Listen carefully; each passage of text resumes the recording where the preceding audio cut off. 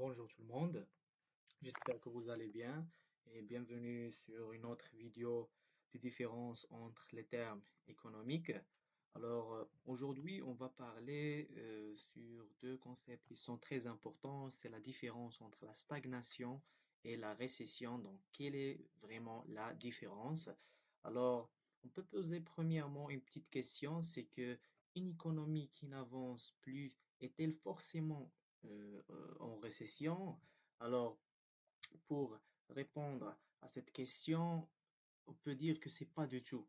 Alors, la stagnation, ce n'est pas vraiment l'opposé de la récession, puisque l'économie continue de fonctionner, les entreprises produisent encore, les gens travaillent, il n'y a pas de chômage, mais cette croissance n'est pas très élevée. Elle est peut-être très faible, voire presque nulle.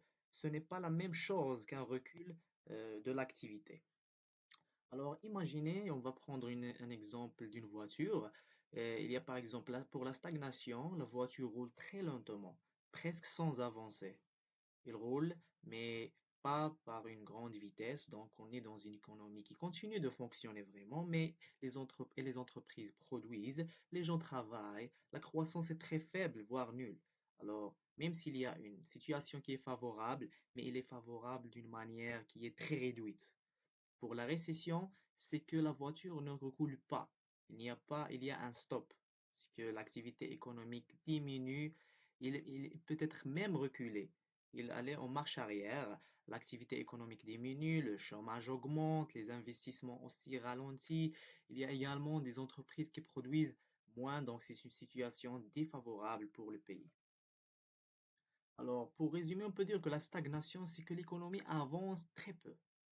Avance, mais d'une manière qui est très très lente. Pour la récession, l'économie recule. Il ne cesse pas de juste de reculer, d'aller en avant un peu ou bien de stopper, c'est de aller en arrière. Donc, pour bien comprendre, on va prendre cet exemple-là. On a également la stagnation, par exemple, on a dans une économie où il y a par exemple 100 et après il y a 100,5, donc il y a une croissance, mais qui est très lente. Donc on parle d'une stagnation. Pour la récession, on parle de recul. On a été également avant, quand vous voyez le bleu ciel, c'était 100 et après le bleu foncé, il a devenu 80, 98, donc c'est un recul. Donc, il y a très peu il y a également l'activité a diminué et on a une récession. Pour la stagnation prolongée, peut être très problématique, même sans récession. Si on a également un développement qui est très lent, on peut créer des problèmes. Pourquoi? Car l'économie qui ne crée presque plus de richesses peut avoir du mal à créer suffisamment d'emplois et à améliorer le niveau de vie des personnes.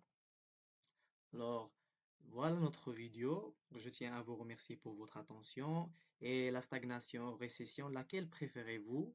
Alors, dites-moi votre réponse dans le commentaire et abonnez-vous pour comprendre l'économie plus simplement et pour plus de vidéos. Merci beaucoup.